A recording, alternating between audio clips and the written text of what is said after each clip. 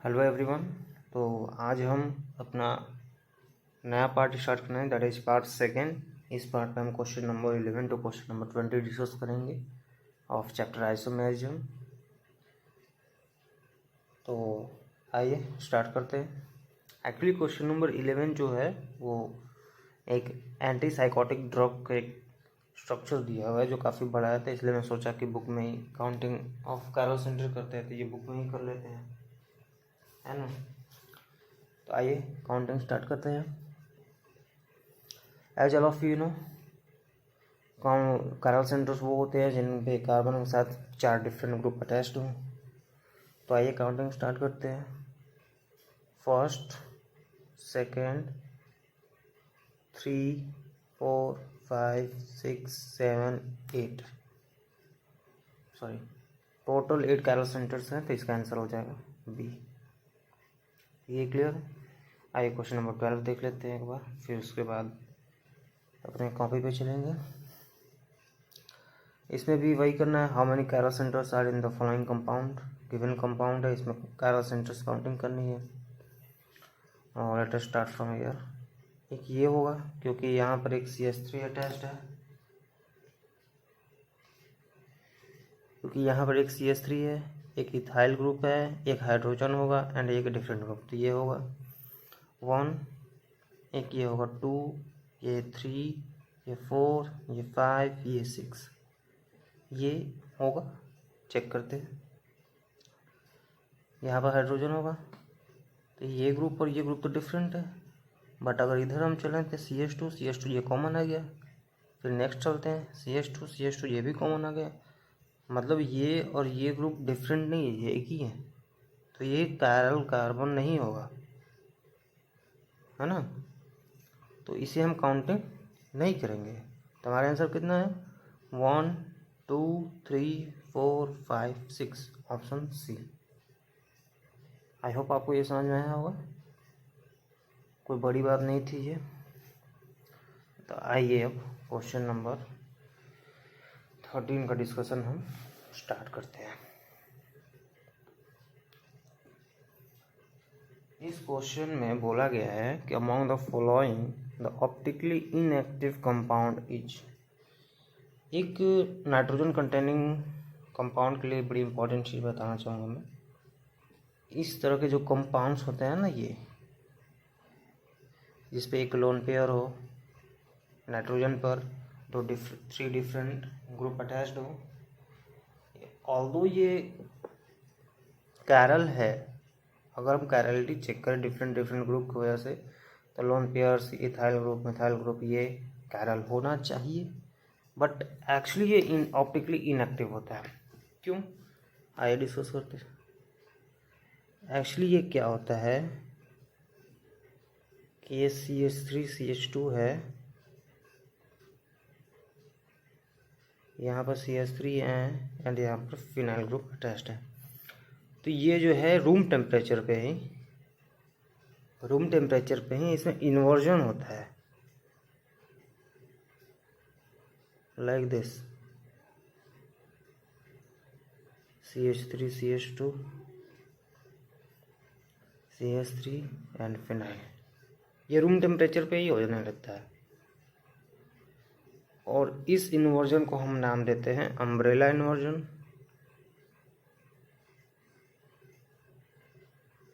या फिर हम इसे पिरामिडल इन्वर्जन भी बोलते हैं।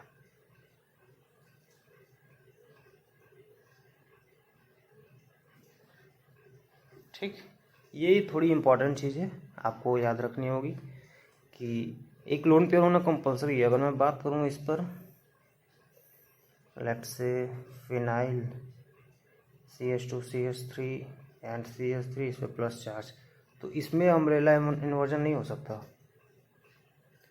लोन पेयर का रहना मैंडेटरी है, ये होगा तभी अम्ब्रेला इन्वर्जन होगा, अदरवाइज नहीं होगा। तो ये कैरल होगा, ऑप्टिकली एक्टिव होगा ये, but this is optically inactive due to umbrella inversion, और we can say that pyramidal inversion, both are same.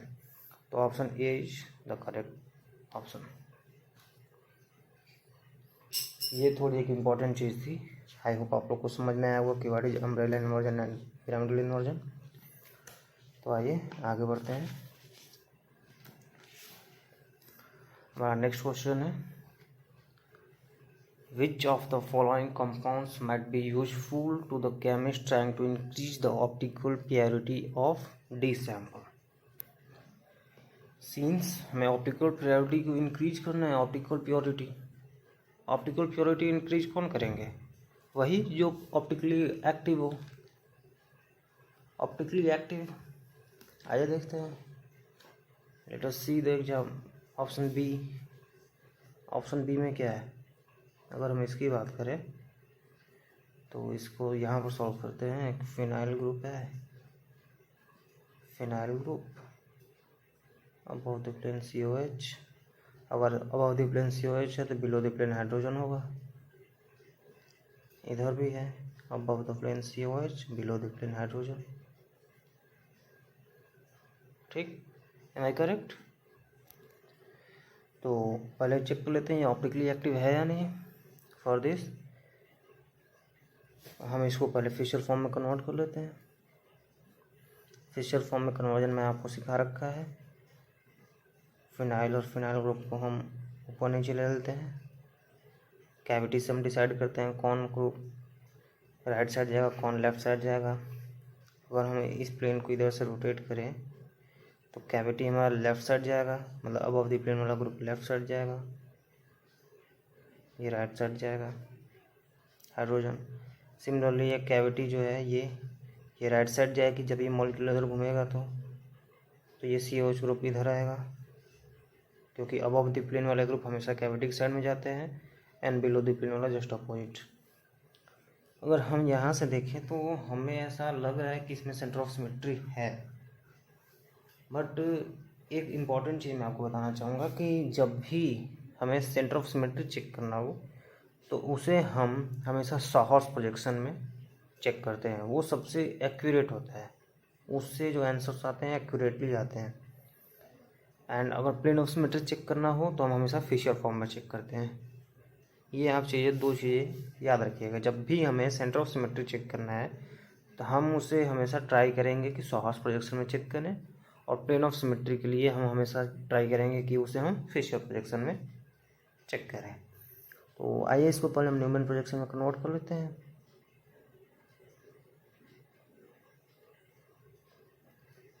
Newman projection तो आपको बता ही चुका हूँ मैं। अगर आपने वो सारे वीडियो नहीं देखे हैं तो प्लीज़ उस जाको देखिएगा।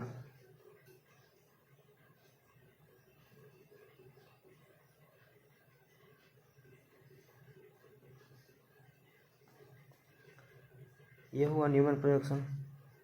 अब न्यूमैन प्रोजेक्शन तो हम इस जो बैक वाली कार्बन को उसको तो हम रोटेट भी कर सकते हैं। उसको हमने माने 180 डिग्री रोटेट कर दिया। जब हमने उसको 180 डिग्री रोटेट किया तो ये कुछ ऐसा हो जाएगा। फिनाइल, ये फिनाइल ग्रुप यहाँ पर आ जाएगा। ये तो एज इट इज सेम ही रहेगा, ये भी सेम रहेगा। ये SOH ग्रुप यहाँ पर आ जाएगा एंड ये हाइड्रोजन यहाँ पर आ जाएगा। अब इसको हम सॉहर्स प्रोजेक्शन कम कर सकते हैं। ये फिनाइल, ये फ्रंट कार्बन है, ये वाले कार्बन को हम, ये फ्रंट कार्बन है एंड बैक कार्बन। फिनाइल नीचे की तरफ है तो नीचे COH and hydrogen. This is phenyl, this is COH and this is hydrogen.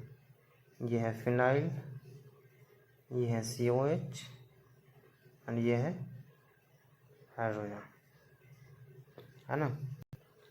अब ये हमारा जो मॉलिक्यूल है कन्वर्ट हो गया हमारा सॉहर्स प्रोजेक्शन में। जैसा कि मैंने आपको बताया सेंटर ऑफ सिमेट्री के लिए हमेशा सॉहर्स प्रोजेक्शन में देखते हैं।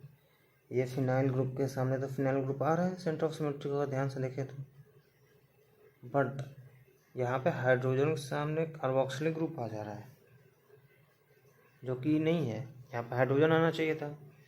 इसका मतलब यहाँ पे सेंट्रल ऑफ सिमेट्री जो है वो एब्सेंट है। प्लेन ऑफ सिमेट्री है ही नहीं, प्लेन ऑफ सिमेट्री भी एब्सेंट है। मतलब ये मॉलिक्यूल क्या है? Optically active. और अगर ये ऑप्टिकली एक्टिव है तो this molecule will increase the optically priority, है ना। अब इसमें इम्पॉर्टेंट चीज़ क्या है, इम्पॉर्टेंट चीज़ ये है कि अगर आप यहीं फिशर प्रोजेक्शन से अगर सेंटर ऑफ सिमेट्री से आंसर करते हैं तो आपको लगता है कि हाइड्रोजन के सामने हाइड्रोजन, COH के सामने COH एंड फिनाइल के सामने फिनाइल सेंटर ऑफ सिमेट्री है, बट एक्चुअली में इसमें सेंटर ऑफ सिमेट्री नहीं है, एज यू कैन सी। इसीलिए हमेशा रिकमेंडेड होता है कि जब भी सेंटर ऑफ सिमेट्री चेक करना हो हम हमेशा सॉहर्स प्रोजेक्शन में कन्वर्ट करते हैं एंड प्लेन ऑफ सिमेट्री के लिए हमेशा हम फिशर फॉर्म में करते हैं। आई होप आपको क्लियर हो गया होगा। तो आइए आगे बढ़ते हैं, क्वेश्चन नंबर 16 डिस्कस करते हैं। क्वेश्चन नंबर 16 में कहा गया कि which of the following molecules is are chiral molecules. आइए देखते हैं।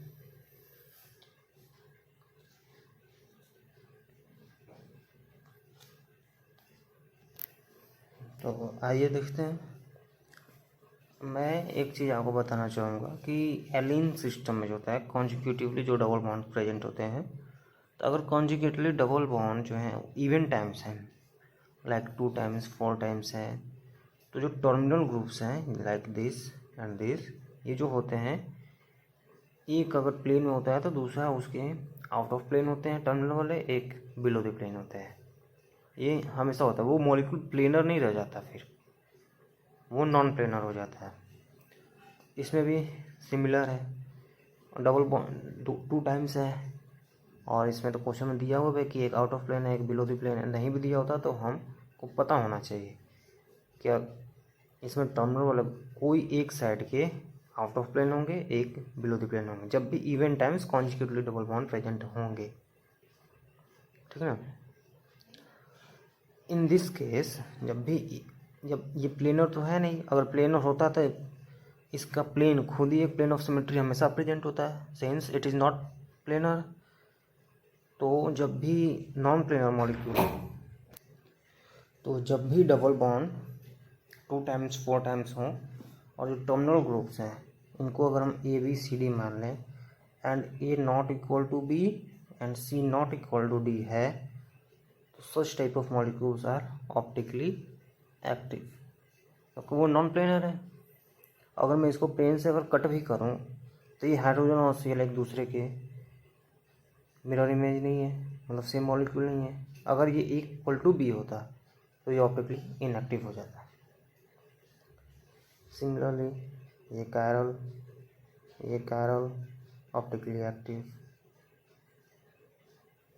No plane of symmetry no centre of symmetry. Similarly अगर इसको हम देखें तो ये कुछ हमारा इस तरह से है 1 2 3 1 2 3 लाइक दिस। ये CH3H CH3, इसमें भी no centre of symmetry no plane of symmetry, ये भी ऑप्टिकली एक्टिव। इस ग्रुप को अगर हम देखें, इस पैरो कंपाउंड, इस कंपाउंड को अगर हम देखें तो ये बेसिकली क्या बाइसाइक्लो कंपाउंड है। इस ग्रुप को अगर हम ये ऊपर की साइड जो निकला हुआ है ये इसकी थ्रू अगर हम प्लेन कोई क्रॉस करें लाइक दिस, तो ये हाइड्रोजन और ये हाइड्रोजन भी कट जाएंगे इक्वल पार्ट्स में, एंड ये और ये साइड दोनों एक दूसरे के मिरर इमेज होंगे, मतलब इसमें प्लेन ऑफ सिमेट्री है, और अगर है तो ये ऑप्टिकली इनएक्टिव है।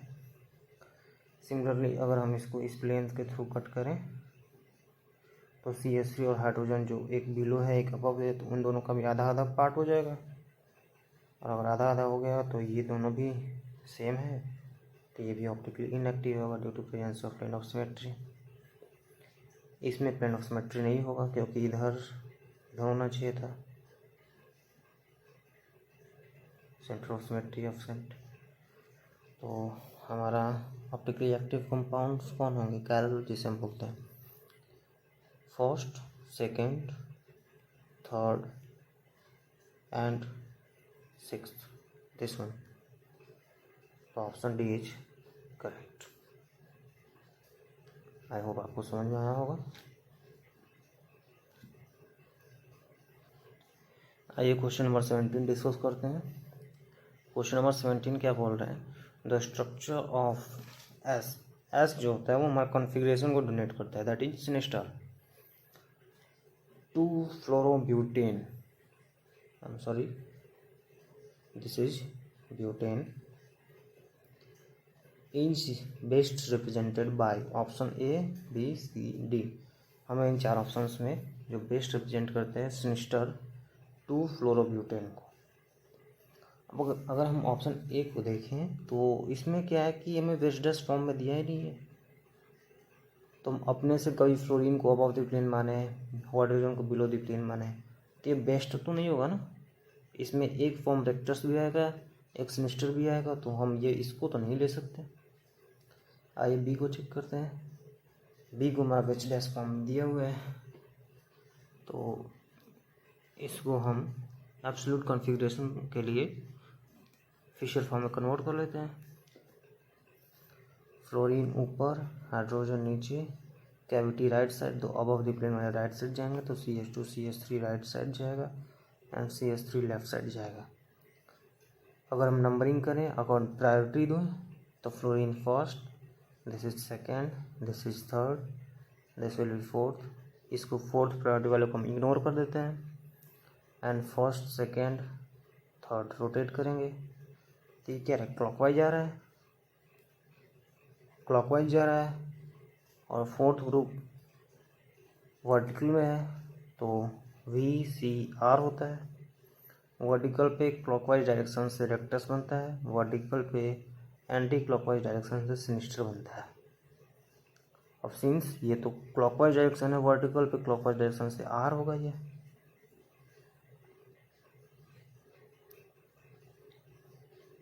ये तो R होगा, और हमें निकालना है कि ये तो रेक्टस है, हमें तो सिनिस्टर मानना है, तो ये भी नहीं होगा। आइए ऑप्शन सी देखते हैं।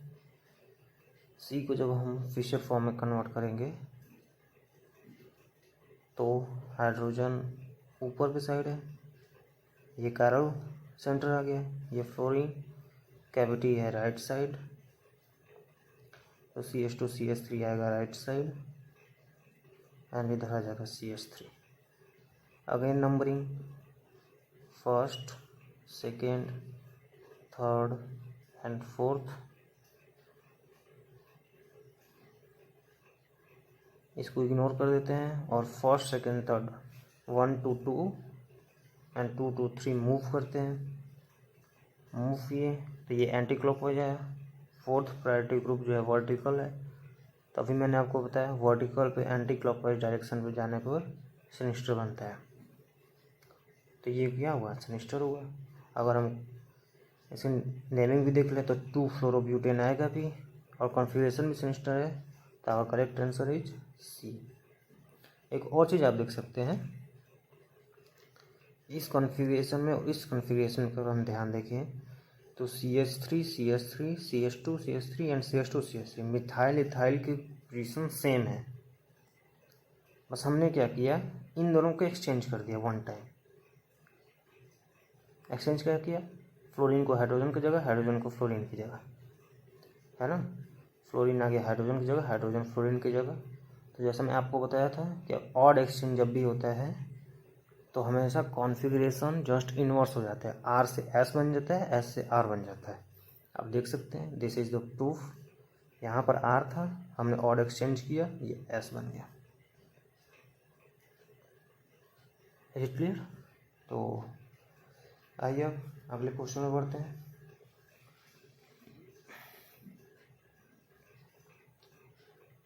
Now, what this question says, how are the following compounds related? Means हमें ये दोनों कंपाउंड दिए हुए हैं, let's say this is A and this is B। हमें A और B के बीच में रिलेशनशिप बताना है कि A और B क्या है, डायस्टिरियोमर्स हैं, एनेंटियोमर्स हैं, मेजो कंपाउंड्स है या आइडेंटिकल है। तो अगर हम ध्यान से देखें तो ये कैरल सेंटर है, ये भी कैरल सेंटर है, ये भी कैरल, ये भी chiral, and plane of symmetry ना सेंटर ऑफ सिमेट्री, तो मेजो कंपाउंड्स तो होने से रहे, मेजो कंपाउंड्स तो होंगे ही नहीं, क्योंकि इसके लिए अदर कोई ना कोई एलिमेंट ऑफ सिमेट्री होना चाहिए, अदर POS और COS। पर दोनों ही एब्सेंट है, मतलब ए बी और डी में से कोई ये होगा। आइए देखते हैं। जैसा कि मैंने एबव ऊपर वाले क्वेश्चन में बताया, ऑड एक्सचेंज से हमेशा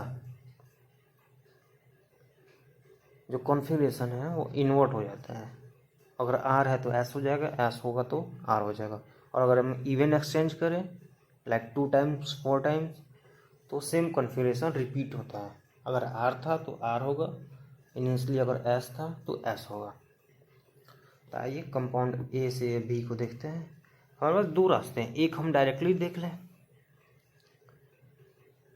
या फिर हम इन दोनों का कॉन्फ़िगरेशन निकालें वेस्डर्स फॉर्म में, फिर इसका कॉन्फ़िगरेशन निकालें, फिर जाके रिलेट करें। तो काफ़ी लंबा प्रोसेस होता है, एग्ज़ाम में हमारे पास इतना टाइम नहीं हो पाता, तो हम डायरेक्ट करना ज़्यादा आसान समझते हैं। ऑड एंड इवन एक्सचेंज, ये काफ़ी इम्पोर्टेंट कॉन्सेप्ट हम कह सकते हैं। तो आइए देखते हैं। अगर हम इस सेंटर की बात करें और इस सेंटर से कंपैरिजन करें, हम मान लेते हैं, लेट अस अज्यूम कि इसकी कॉन्फ़िगरेशन भी आर है और इसकी भी कॉन्फ़िगरेशन आर है। हमने ये मान लिया। जब भी हम ऑड एंड इवन एक्सचेंज का रूल लगाते हैं तो हम मान लेते हैं जितने भी कार सेंटर्स हैं कि दैट इज कि उसमें किसी का आर आर है और जो नेक्स्ट वाले में उससे हम रिलेट करते हैं। आइए देखते हैं कैसे। इसको भी हमने आर माना, इसको भी आर माना, दोनों ही रेक्टर्स हैं। अब इसमें क्या हुआ है कि ये बॉन्ड जो है वो तो सेम है, मतलब इसमें कोई चेंज नहीं आया। ये ethyl group, methyl group and bromine को आपस में एक्सचेंज किया गया। आइए देखते हैं कैसे।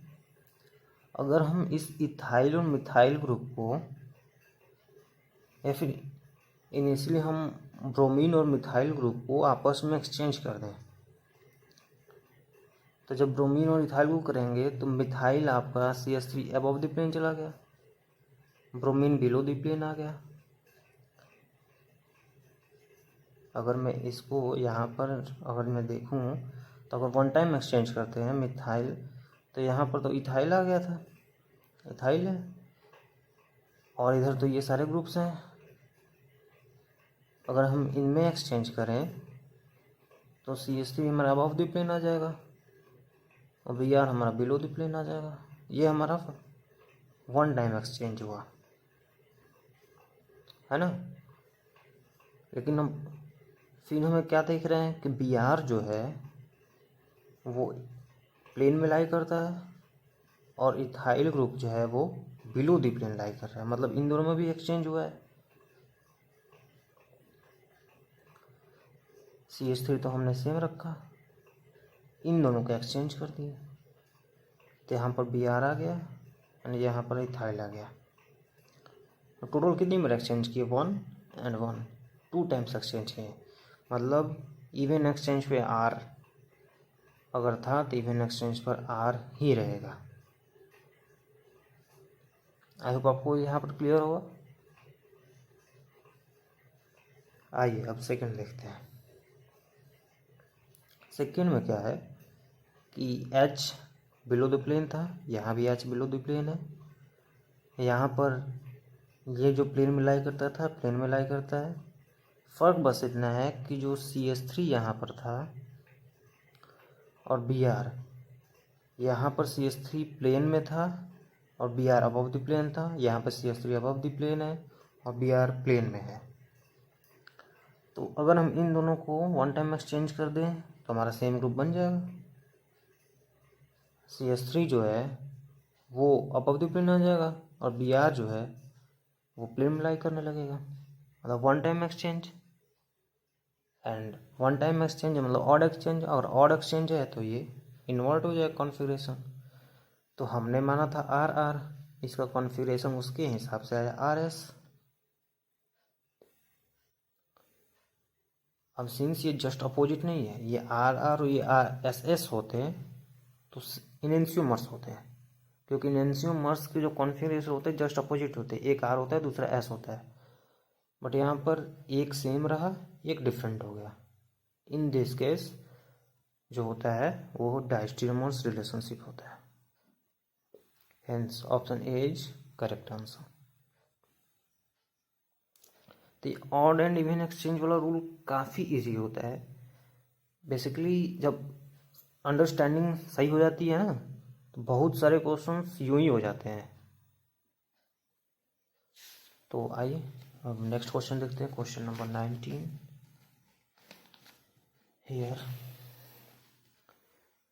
क्वेश्चन नंबर 19 कह रहे हैं which one of the following is chiral. Basically इसमें नॉमेनक्लेचर का यूज किया गया है। अगर आपको नॉमेनक्लेचर आता हो तो ये क्वेश्चन काफ़ी इजी बन जाता है। 1,1 डाइब्रोमो 1 क्लोरोप्रोपेन। अगर मैं ए का स्ट्रक्चर बनाऊं तो कुछ इस तरह का होगा। 1,1 मतलब यहाँ पर Br H, फिर 1 पे ही क्लोरो भी है, मतलब यहाँ पर Cl है इंस्टेड ऑफ H। प्रोपेन, ये आपका स्ट्रक्चर हो गया 1,1 डाइब्रोमो 1 क्लोरोप्रोपेन। अगर आप ध्यान से देखें तो ये ग्रुप सेम है, तो ये ऑप्टिकली इनएक्टिव है, कायरल सेंटर है, एब्सेंट है।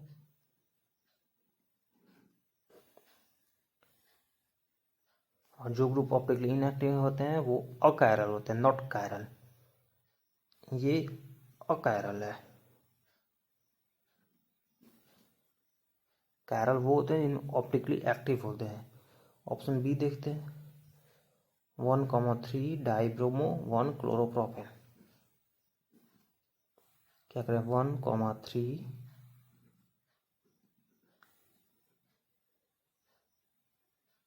1,3 डाइब्रोमो 1 क्लोरोप्रोपेन।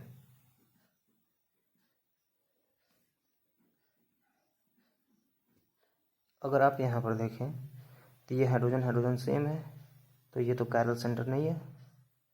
अगर यहाँ पर देखा तो ये हाइड्रोजन, ये क्लोरीन, ये ब्रोमीन और इधर ये सारे ग्रुप्स, मतलब ये जो सेंटर है वो कायरल सेंटर है। और अगर ये कायरल सेंटर है तो ऑप्टिकली एक्टिव है, and since it is optically active this is molecule is chiral molecule, hence option B is correct option।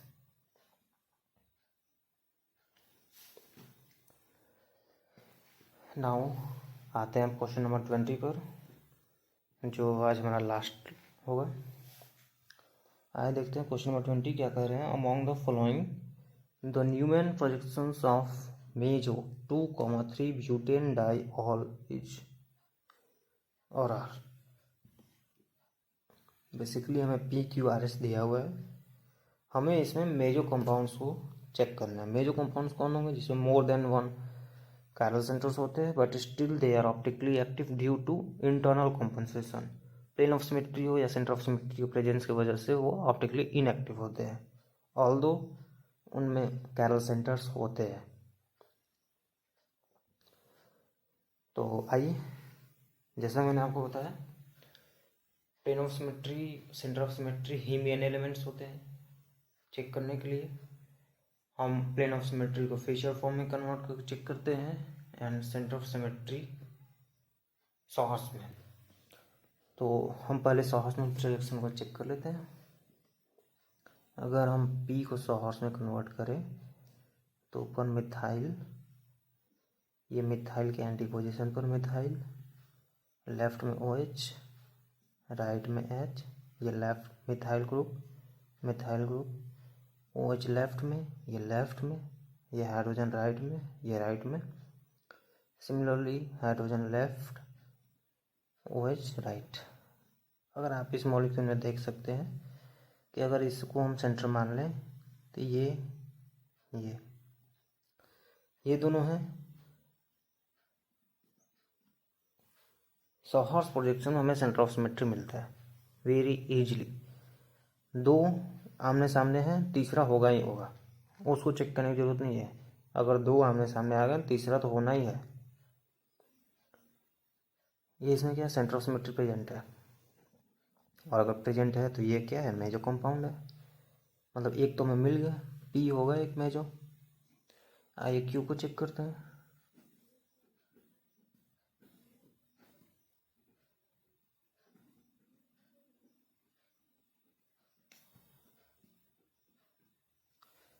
ये हमारा कन्वर्ट हो गया सावर्स प्रोजेक्शन में। अब ये तो इसके सामने आ रहा है, बट एच के सामने ओ एच आ जा रहा है, मतलब सेंटर ऑफ सिमेट्री तो नहीं है। और अगर हम इस प्लेन को भी पास करें तो इसमें प्लेन ऑफ सिमेट्री भी नहीं है। और आपको ऐसे नहीं समझ में आ रहा था, आप इसको फिशर फॉर्म में कन्वर्ट करके भी चेक कर सकते हैं। प्लेन ऑफ सिमेट्री नहीं है इसमें, मतलब ये क्या है, ये मेजर कंपाउंड नहीं है, ये कैरल कंपाउंड है, ये तो नहीं होगा। आइए आर चेक करते हैं। अगर आर को हम कन्वर्जन करें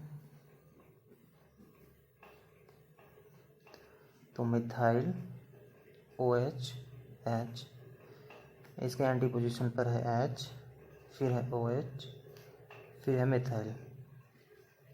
अब एक चीज़ इसमें फिर से इम्पोर्टेंट आती है, ऑड एंड इवन एक्सचेंज।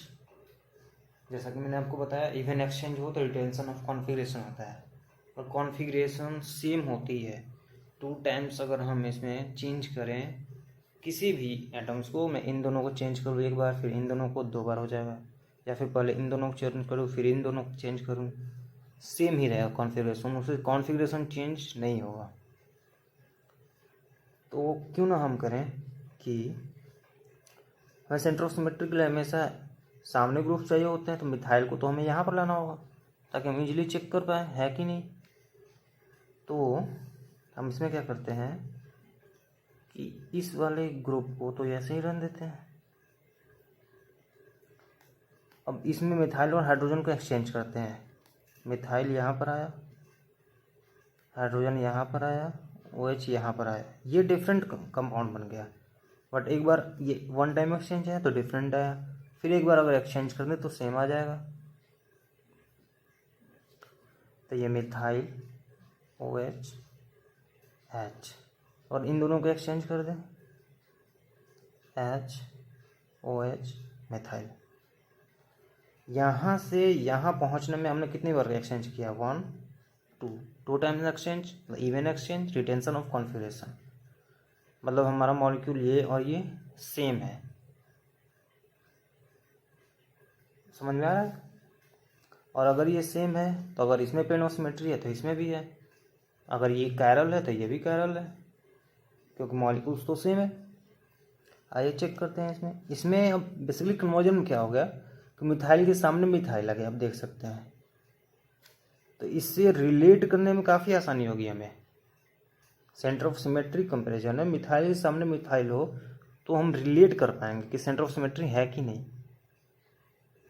आप देख सकते हैं इसमें इवन एक्सचेंज से सेम मॉलिक्यूल आ गया, इसके सामने मिथाइल, हाइड्रोजन के सामने hydrogen, similarly oxygen hydroxyl group के सामने हाइड्रोक्सिल ग्रुप आएगा, मतलब सेंटर ऑफ सिमेट्री प्रेजेंट है। अगर सेंटर ऑफ सिमेट्री प्रेजेंट है तो ये भी मेजर कंपाउंड होगा। So R is also major compound. तो अगर हम ऑप्शन में देखें तो 2 ग्रुप बने हुए हैं। तो फर्स्ट ऑप्शन में दे रहे हैं पी क्यू, ये तो नहीं है, ये है मेजर बट ये नहीं है, पी आर, पी और आर दोनों में, तो करेक्ट ऑप्शन इज बी। तो यहाँ हमारा ख़त्म होता है आइसोमेरिज्म का सेकेंड पार्ट। अगले हम अपने नेक्स्ट पार्ट में पार्ट नंबर 3 आइसोमेरिज्म के question number 21 to question number 30 discuss करेंगे। एंड अगर ये वीडियो आपको हेल्पफुल लगा हो और अगर अच्छा लगा हो तो प्लीज़ लाइक एंड कमेंट करिएगा कि कैसा लगा video. Till then thank you so much.